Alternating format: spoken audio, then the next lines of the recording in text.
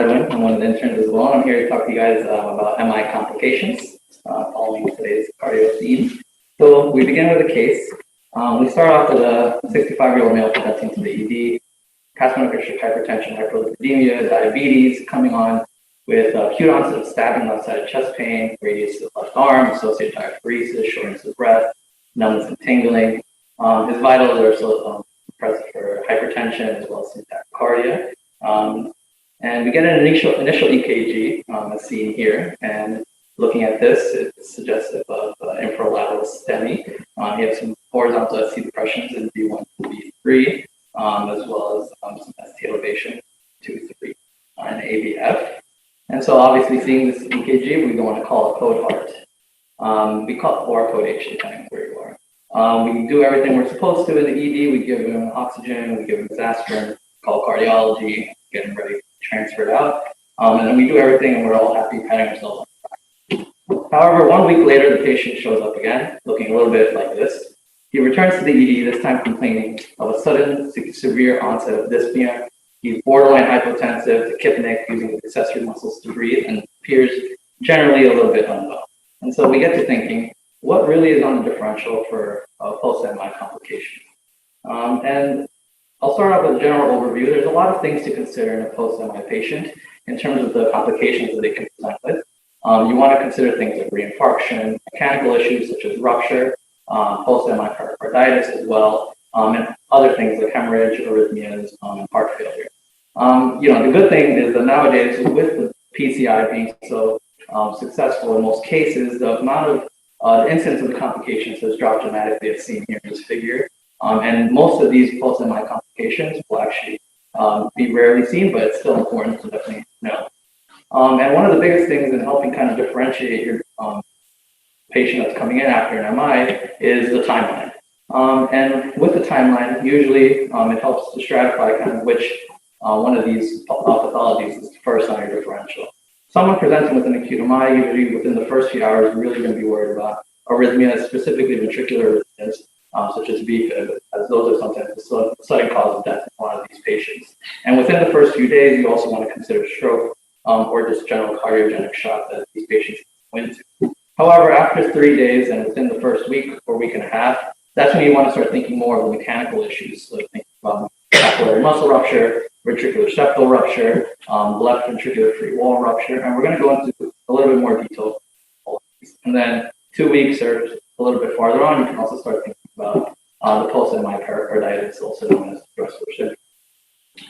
So we're going to dive a little bit deeper into each of these and talk a little bit about the presentation and their initial management. So we begin with one that's actually rarely seen nowadays as well. And this is a retroperitoneal hematoma. This really only will occur in patients who have femoral access during the PCI. And usually this will occur right after they finish getting their PCI. Nowadays, most PCIs are being done radially, and so this is, like I said, has a much lower incidence. And these patients can present with severe hemorrhage, hypertension, and shock. If it's less severe, they can present with a decreased hemoglobin, as well as elevated LFTs or sometimes pain in the abdomen, back, and flank. Like I said, this is mostly a lot rare nowadays, but the gold standard test to consider when these patients are coming in, if you see a femoral scar, they tell you that they've had the PCI done through the femoral site, is to consider a CTA to diagnose actual retroperitoneal hematoma, in addition to your basic labs, your shock panel, your typhus.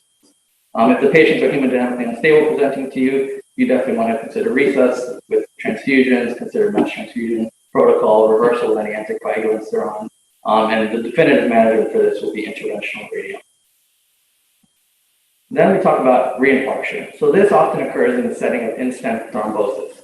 Again, this is the incidence of this is also decreased primarily because most patients getting PCI are not getting drug-eluting stents. However, re-infarction can still occur in both cases. And in these presentations, usually they're going to present with recurrent ischemic symptoms after having a PCI. They can present with anginal chest pain, dyspnea on exertion, can present with a more severe transmural infarct as well. And really, like I said, the timeline is dependent on which type of the stent is replaced. In these patients, the troponin might show a new elevation, as well as the EKG can show some new changes.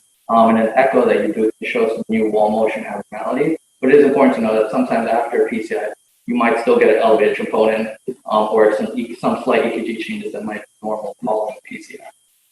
The treatment for this really will be a PCI once again, but in certain cases, you might also consider the role of intra-aortic balloon pump as shown here, where essentially it's a balloon that will fill up during diastole and deflate during systole, and it's there to kind of help decrease the afterload and the oxygen demand of the myocardium. And it's shown to have some benefit in high-risk populations and in certain subgroups of patients presenting in this manner. Next, we move on to some more of the mechanical complications that we want to consider. And one of the first ones we talk about is mitral valve Chordae Tendineae rupture or a papillary muscle rupture. Now, this accounts for around 8.3% of cardiogenic shock. It's still rare, but it's one of the more prominent mechanical complications that we might see actually in the ED. Oftentimes, this will occur within the first week, as I said. It's often associated specifically with inferior or posterior MIs, mostly because the rupture usually will involve posterior medial papillary muscle, and that's usually supplied by a branch of the RCA. Now, this can occur even with small infarcts, so it's important to also remember that. These patients will tend to present with severe dyspnea, respiratory failure, and it's often due to flash pulmonary edema they're having. They can present with a new hollow systolic murmur that wasn't there before, hypotension, shock, or an acute heart failure. And really, in this case, if it's mild to moderate, patients can actually present not in shock and they can actually tolerate it well, but if it's severe, usually the prognosis is pretty poor at that point. The test you want to consider obviously will be chest X-ray, but really the echo is going to be the one that shows you a lot of important information, which can show you things as seen here. This here will show you the mitral valve leaflet. And then you can also see some severe regurgitation as well with color flow. Okay. And the treatment for these patients, they're presenting with flash pulmonary edema. You want to initially stabilize them with some nitroglycerin, some BiPAP, consider use of an inotrope. And really, though, the definitive treatment is going to be emergent surgery to repair the actual defect.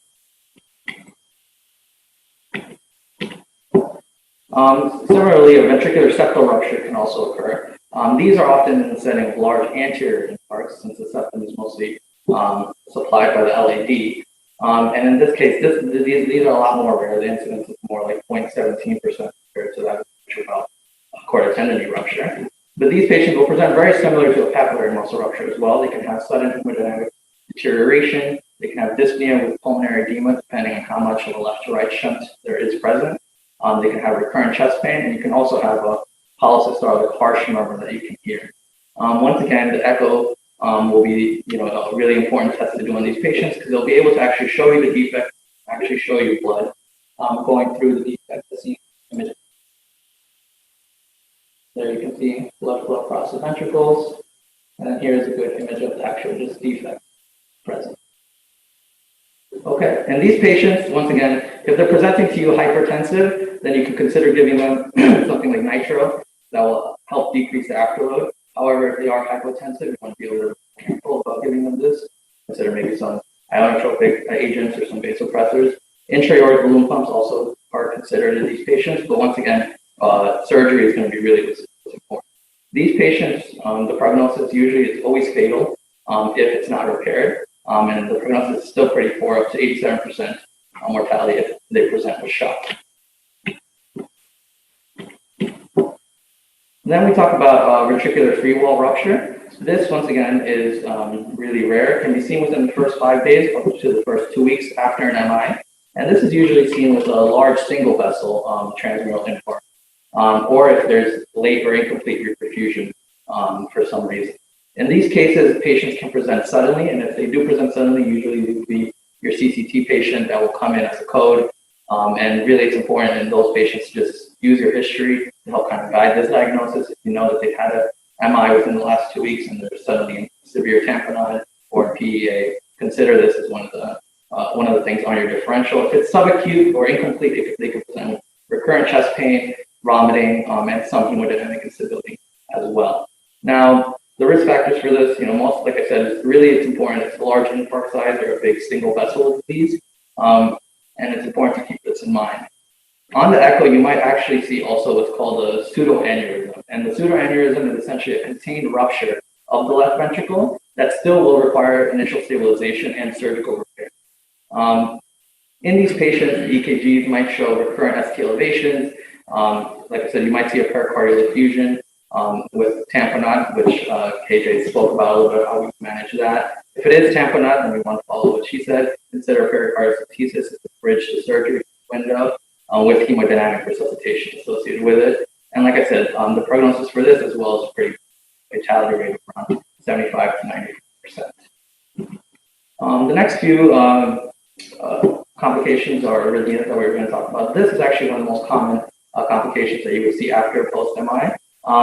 These can be seen anywhere, like I said, within the first few hours of an MI up to many days after. And the management really is going to be based on their initial presentation and their underlying rhythm. Now, I don't have enough time to go through all the different types of arrhythmias that you can get, but we've talked already a little bit about heart blocks, which is definitely one of the patient form after having an MI, as well as the VFib, the AFibs, and other sort of ventricular arrhythmias that you can have. So it's important to keep in mind when patients coming in after an MI, they're starting to feel palpitations or dizzy or lightheaded. We place them on a monitor, we get an EKG, we consider an arrhythmia as one source. And then lastly, I talk about post-MI pericarditis. This is also known as Rosendo syndrome. This is rare, can occur weeks to months after an MI. It's presumed to be triggered kind of by an initial insult to the pericardial cells, and then leads to this inflammatory autoimmune sort of response that creates this pericarditis. In these patients, they'll present with typical pericarditis symptoms, which is pleuritic chest pain that improves with bleeding forward. They might be febrile. On auscultation, you might hear a friction rub. You might see a small pericardial effusion on your echo. You might have some leukocytosis in your lab work. And really, for these patients, the main standard of treatment is going to be giving them high-dose aspirin, to 750 to 1 gram of aspirin, as well as colchicine. You would want to avoid other NSAIDs because you don't want to interfere with the healing process of myocardium, and so really just sticking to aspirin and colchicine is the mainstay of treatment for these patients. So now going back to our original patient, again, he returned to the ED 1 week post-MI. He was complaining of severe acute onset dyspnea. He was borderline hypertensive, hypnic, using his accessory respiratory muscles to breathe. We do a quick sono. We see diffuse B-lines, as well as this mitral valve leaflet. And what do we think is going on here? Anyone? Papillary muscle rupture. Exactly. So this is APE, secondary to Chordae Tendineae rupture or papillary muscle rupture in this patient. So really, in terms of my take-home points, I think the biggest thing to drive the point across is, using the timeline to help guide your differential is definitely something to keep in mind.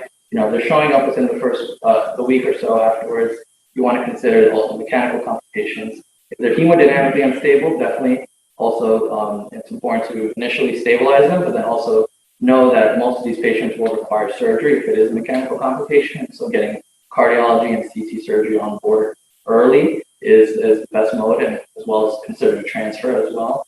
And then also EKG and sono is really going to be your best friends in trying to determine the etiology of what's actually causing the decompensation. So these are my references. Thank you. Any questions?